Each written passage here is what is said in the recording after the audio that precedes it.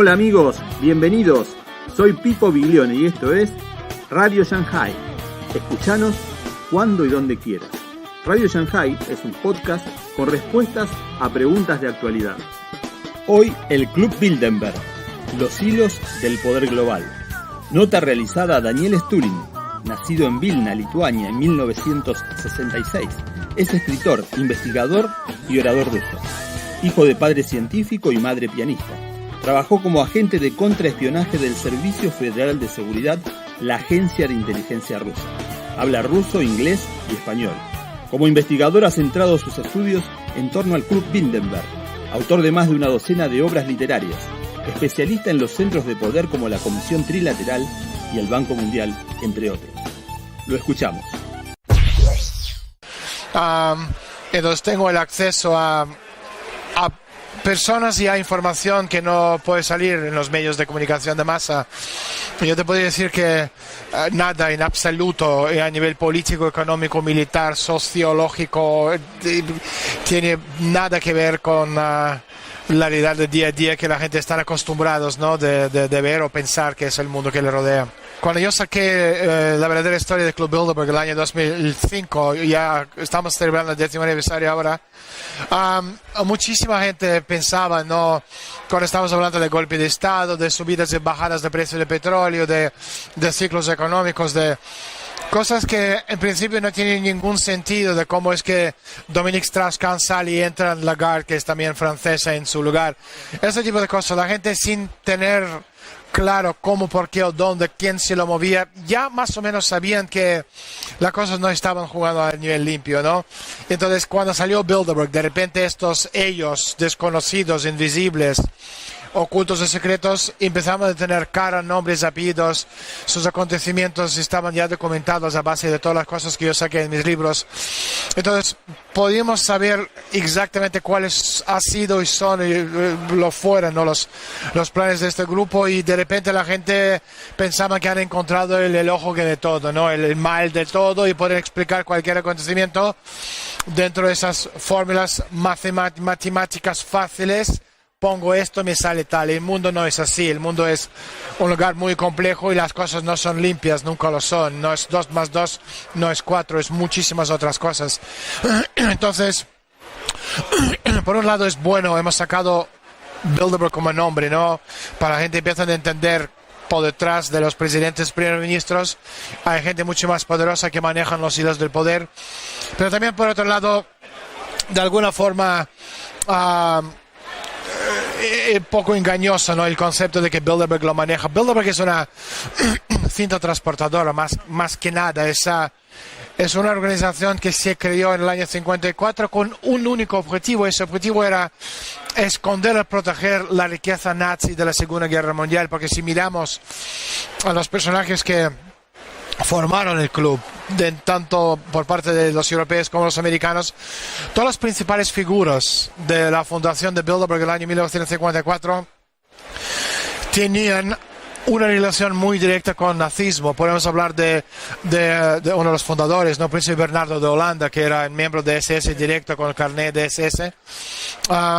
Walter Hallstein, uno de los principales pioneros de la Comunidad Europea, el firmante del Tratado de Roma, era el primer presidente de la Comisión Europea, era literalmente el abogado nazi que escribió y legitimizó todo el concepto de los campos de concentración de Hitler por parte del gobierno americano o los americanos. Podemos hablar de los Rockefeller, sus vínculos directos con el nazismo, la famosa familia demócrata Harrimans, los JP Morgans, los Bushes, los hermanos Dulles, Alan Dulles, y era el director de la CIA americana antes de la OSS.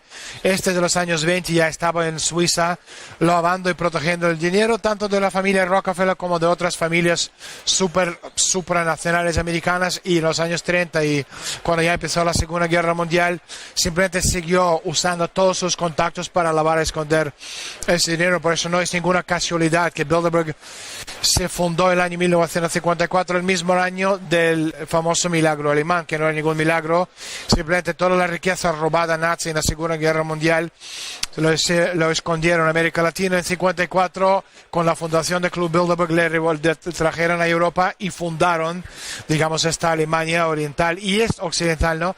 Y esto es lo que es en el contexto histórico Club Bilderberg, aunque voy a repetir, a muchísima gente que miran esas cosas muy por encima y que le sirve cualquier explicación a cualquier cosa.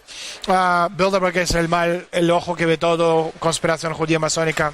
No es así. Cuando estamos hablando de grupos de poder, no que estamos hablando de 4 viejos sentados en una sala oscura, mirando una bola de cristal, cogiéndose de la mano y manejando el mundo. Este no es Los Simpsons, no es una película de Batman, es un mundo real, y es cierto, donde la élite desde la prehistoria han intentado hacerse con el control del mundo. Lo que estamos viendo a nivel económico, esta deindustrialización que estamos viendo a nivel ya a escala mundial, planetaria, tiene mucho que ver con la necesidad de la élite de salvaguardar los recursos naturales del planeta Tierra, que está todo, estamos viendo, ¿no? El vínculo con las guerras en Oriente Medio, la situación en Ucrania, la conquista del Ártico, la guerra espacial, etcétera, etcétera. Pero lo que sí que es cierto, sin ninguna duda, si miramos a nivel de concepto, ¿no?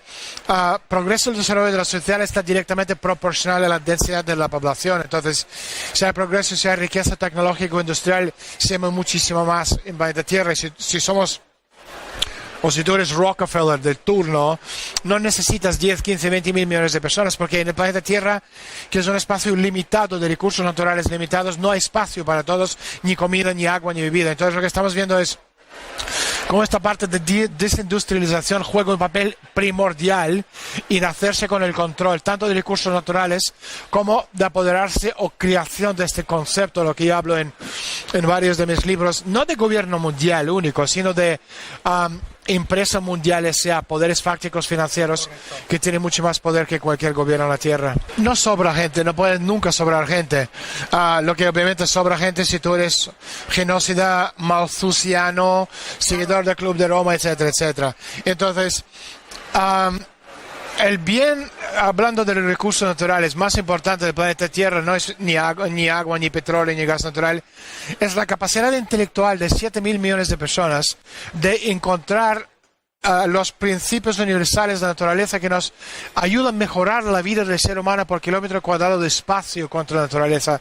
Esto quiere decir que si somos 7 o 10 o 15, 20 mil millones, es muchísimo mejor, porque son 20 mil millones de cerebros trabajando de forma conjunta, usando nuestra chispa divina de la razón para encontrar estos principios universales de naturaleza, de ciencia, que nos permitan mejorar la vida de todos. Yo creo que ya no es tan oculto, porque yo creo que está más bien a la vista de todos. Detroit es un buen ejemplo de esta deindustrialización, destrucción de la demanda, crecimiento cero. Lo estamos viendo, ¿no? Como esto está desmontándose. Lo que yo contaba hace 10 años en Bilderberg, el concepto de industrialización, la gente no entendía lo que significa. Bueno, tenemos Detroit, que es un concepto, es un prototipo de la élite del futuro. Tenemos España, que es de Madrid hacia abajo, es África del Norte. Tenemos Grecia, África del Norte, Italia de Roma para abajo, África del Norte. Grecia es toda África del Norte. África ya es África de todo. Del norte, Oriente Medio es África del Norte. Y esto es este desplome de todos los sentidos de la palabra. Está más bien fomentado y promovido por esta élite supranacional, claro. Bueno, pregunto, yo no sé, no te podría decir los nombres. O sea, una de las cosas cuando estamos hablando de poder supranacional es justo esto. No es una cosa limpia, 2 más 2 es 4. Yo te puedo decir que escalando niveles, investigando Bilderberg, los raíces de Bilderberg, volviendo a la nobleza negra veneciana, hablando de esos grupos del poder, las familias como los Frescobaldi, los Rockefeller, Rothschild, uno empieza a llegar más y más atrás en la historia, y cuando empiezas, por ejemplo, a mirar quién dominaba, controlaba el mundo en Egipto antiguo, no eran los faraones y los sacerdotes que controlaban el conocimiento y que no se lo daban a cuentagotas. Aquellos sacerdotes hoy día viven en Suiza. Esto no ha cambiado en absoluto. Lo que está pasando es la élite supranacional está tan bien protegida a nivel de quienes son, ¿sabes?, que cuando hablamos del poder verdadero, pues yo digo que Bilderberg nunca ha sido el poder, porque el hecho que tú y yo aquí estamos hablando de eso y todo el mundo lo conoce, y cuando todo el mundo lo conoce, igual que conoce el nombre de Rockefeller, ya no puede ser importante. Desactiva el problema. O sea, tú puedes hablar, o sea, cuando estás hablando de los grupos, verdaderos grupos secretos, ¿no? O las sociedades secretas, podemos hablar en Estados Unidos de Skull and Bones, organización que pertenece tanto a la familia Bush como a la familia de John Kerry, que era el candidato a presidencia y hoy miembro obviamente del gobierno de Obama. Esta es una sociedad secreta que se crió en Estados Unidos en 1832 y hasta 1980, 150 años más tarde, nadie supo de su existencia. Esto es secreto. Bilderberg es una cinta transportadora. Muy fácil de hacer es decir, a nivel histórico, unir los puntos, ¿no? Podemos hablar de los egipcios, el imperio bizantino, romano, podemos hablar de la nobleza negra veneciana. Y al fin y al cabo no cambió absolutamente nada desde la prehistoria hasta el día de hoy. Los objetivos desde luego no han cambiado, porque son pocos, somos muchísimos, somos 7.000 millones de personas, y la capacidad del ser humano de sobrevivir a matanzas, genocidios, asesinatos en masa es insuperable, porque el ser humano por encima de todo quiere vivir, estas ganas de vivir, no hay igual en cuanto a maldad para poder superarlo y apagar esta voluntad del ser humano de procrear y seguir creciendo como la raza, ¿no?